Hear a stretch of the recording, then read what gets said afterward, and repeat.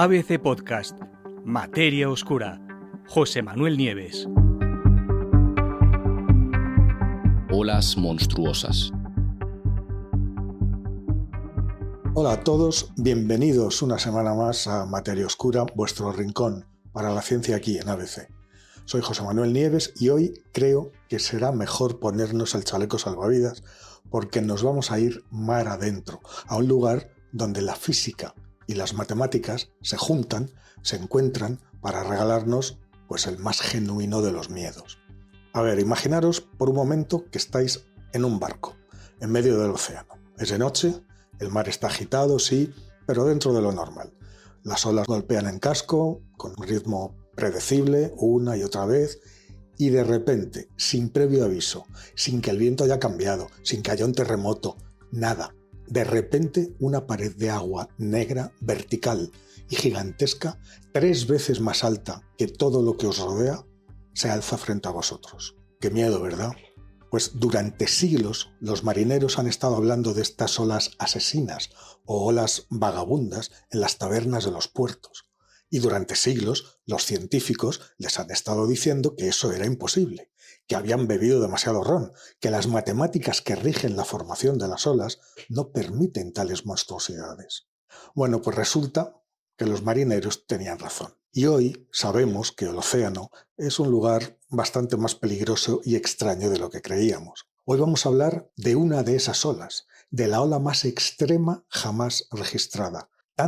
Tan extrema, que un evento como este ocurre estadísticamente solo una vez cada 1300 años. Ha tenido lugar hace muy poco, hace un par de años, fue en 2020, 5 años, justo frente a las costas de Canadá. Y ya que estamos hablando de olas gigantes, pues os contaré también, aunque no tiene que ver con este tipo de olas, luego os explico, la historia real de la ola más grande registrada en todos los tiempos. Una bestia de más de 500 metros de altura que engulló una bahía entera en Alaska. Pero eso ya os digo que es otra historia. Empezamos. Estamos en noviembre de 2020, en el Pacífico Norte, frente a la costa de Ucluelet, en la Columbia Británica, en Canadá.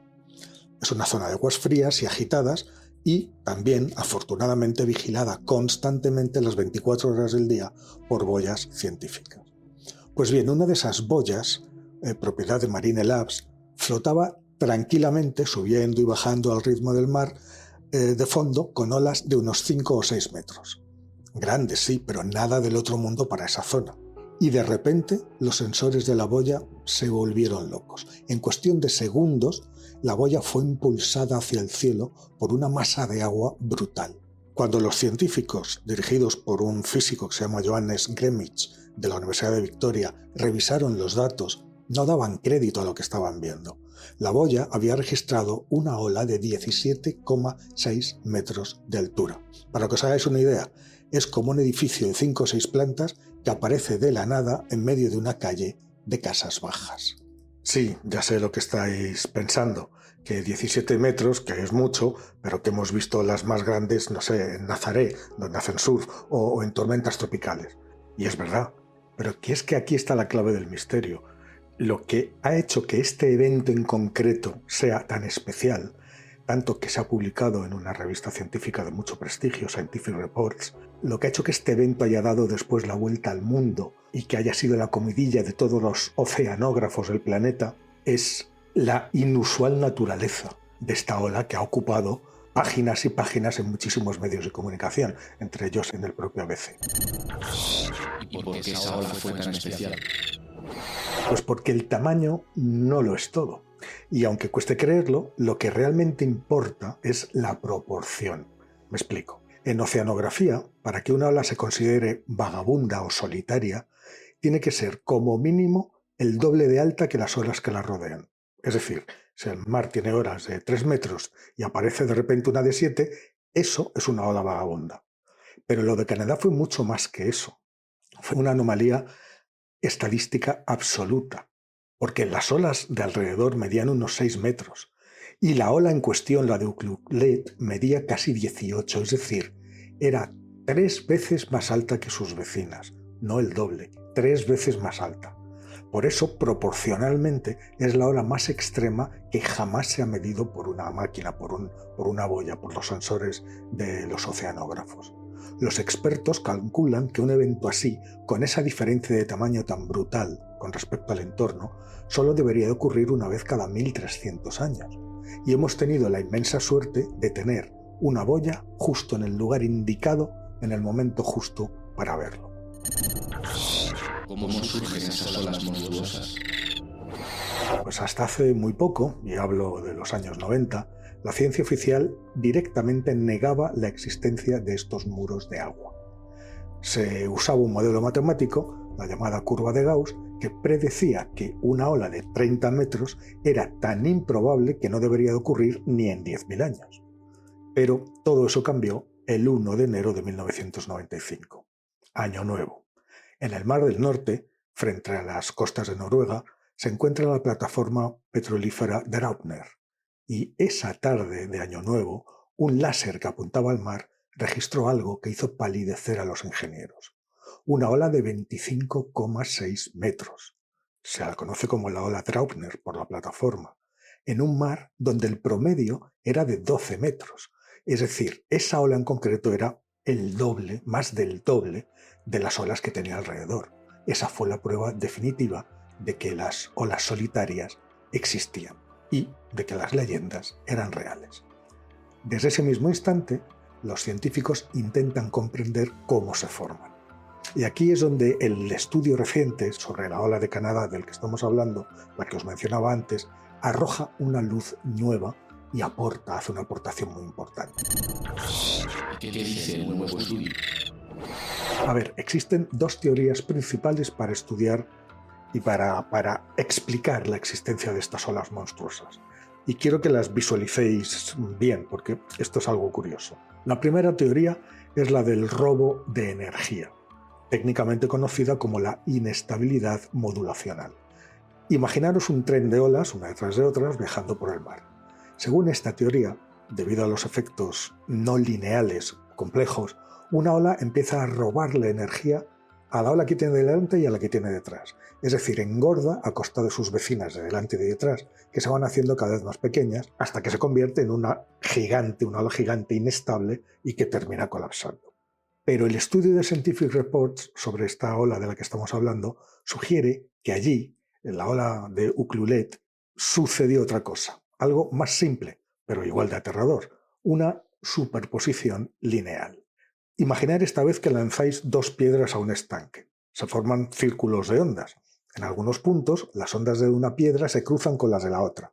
Resulta que si coincide que la cresta de una ola se monta justo encima de la cresta de la otra, pues las dos olas se suman, se hacen más altas. Y ahora llevemos eso al océano. Tenemos olas que viajan a diferentes velocidades y en diferentes direcciones. A veces, por pura mala suerte, por estadística, una ola rápida alcanza a una lenta y al mismo tiempo se cruza con una corriente transversal. El resultado de eso es que todo se apila en un único punto del espacio y del tiempo. Es como jugar con bloques de Lego. Las olas no se comen unas a otras, simplemente se suben una encima de la otra. Y ¡pam! De repente tienes una montaña de agua de 18 metros de alto, donde hace un segundo no había nada. Y unos pocos segundos después, las olas se separan y la montaña desaparece. No hace falta una tormenta perfecta, no hace falta un terremoto, pero si estamos ahí en ese momento, solo hace falta que las matemáticas se alineen en nuestra contra. ¿Y no ha habido olas aún mayores? A ver, por supuesto que sí, claro que las ha habido, pero no se trata de olas solitarias. Ya os he dicho que para que sean solitarias tienen que tener el doble, o como mínimo el doble, de las olas que tienen alrededor. Hay olas más grandes, pero son tsunamis, y los tsunamis se forman de una forma totalmente distinta, como, no sé, la caída de un meteorito o que una montaña entera se desplome sobre el mar, ¿no? Se ha calculado, por ejemplo, que el meteorito de 10 kilómetros que cayó en el Golfo de México hace 66 millones de años, ese que acabó con los dinosaurios, bueno, pues levantó una ola ni más ni menos que de 2 kilómetros o 2,5 kilómetros de altura, algo inimaginable. Afortunadamente, en aquel momento no había humanos, pero sí que lo sabía en el mayor tsunami registrado históricamente. Una montaña de agua que hizo que las olas de Canadá y de Noruega parezcan simples salpicaduras en una bañera. Esa ola se produjo exactamente el 9 de julio de 1958 en la bahía de Lituya, en el sureste de Alaska. Esta bahía es un estrecho fiordo en forma de T, rodeado de montañas y de glaciares. Es un lugar precioso, pero muy peligroso. Y esa noche, la del 9 de julio de 1958, a las 22:15, la Tierra tembló. Un terremoto masivo de magnitud 7,8 o puede que incluso más, sacudió la falla entera. El terremoto fue tan violento que provocó que una montaña entera se viniera abajo, literalmente. Pensarlo, unos 30 millones de metros cúbicos de roca y hielo se desplomaron de repente desde una altura de 900 metros sobre las aguas de la bahía Gilbert, al fondo del fiordo. El impacto fue pues como si cayera un asteroide. El agua no tuvo a dónde ir, salvo hacia arriba. ¿Y qué sucedió? Pues la ola resultante, como os he dicho, no fue una ola solitaria de mar abierto como la de Canadá, fue un megatsunami en toda regla, un megatsunami por desplazamiento. El agua salió disparada hacia la ladera opuesta y con tal violencia que arrancó miles y miles de árboles de raíz, limpiando la roca hasta el suelo virgen. La altura, agarraros a la silla, los científicos midieron la línea de destrucción, la marca hasta donde llegó el agua arrancando vegetación, árboles y tierra. La ola había alcanzado una ola de 524 metros. Repito, 524 metros. Pensar que el Empire State de Nueva York tiene 381 metros. Y pensar que esa ola, 524 metros, es casi 2 veces la altura de la Torre Eiffel. Imaginaros una ola que tapa completamente el edificio más alto que hayáis visto nunca. Pero lo más increíble de esta historia es que hubo testigos directos y que estaban en el agua. Howard Ulrich, un pescador, estaba en su pequeño barquito pesquero, el Edry, anclado en la bahía con su hijo, que tenía en aquel momento 8 años. Y vieron la montaña derrumbarse, y luego vieron ese muro de agua de 524 metros dirigiéndose hacia ellos a toda velocidad. En el testimonio de Ulrich habla de una masa negruzca, toda llena de tierra, de árboles, de ramas, de cosas, o sea, una montaña que venía a toda velocidad hacia ellos. Imaginaros, ¿no? Pues Ulrich, en una maniobra absolutamente desesperada, todavía hoy se está estudiando, lo que hizo fue, en lugar de huir, giró el barco y encaró la ola. Se fue de frente hacia ella con la intención de saltarla. No podía pasar por encima de ella, demasiado alta, pero la ola se rompió, tuvo suerte, y elevó el barco y lo lanzó sobre la copa de los árboles, zarandeándolo como si fuera un juguete. Y milagrosamente el barco volvió a caer al agua. Y los dos, padre e hijo, sobrevivieron.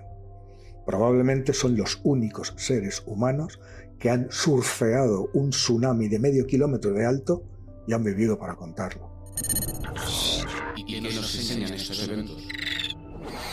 Pues desde la ola de Ucluelet de 17,6 metros, una anomalía matemática de superposición lineal, hasta el cataclismo geológico de Lituya Bay de Alaska, pues nos enseñan que el agua es una fuerza imparable. Y lo sabemos por experiencia también aquí, no hay más que acordarse de la Dana de Valencia de hace 1 año y pico. Hoy en día la tecnología nos ayuda. Las simulaciones por ordenador nos permiten entender mejor cuándo es probable que esas piezas de Lego, esas olas, se apilen una encima de otra en el océano. Y eso es vital para proteger las plataformas petrolíferas, los parques eólicos marinos y, por supuesto, los barcos que cruzan el mar. Las olas gigantes ya no son solo leyendas de viejos lobos de mar, son reales, son datos, son física. Y aunque ahora sepamos que la ola de Canadá se formó por una superposición de ondas, eso no la hace menos aterradora, sobre todo si tenemos la mala suerte de toparnos con ella de frente en una noche oscura. Esto ha sido todo por hoy. Os saludo desde Materia Oscura y nos vemos la próxima semana.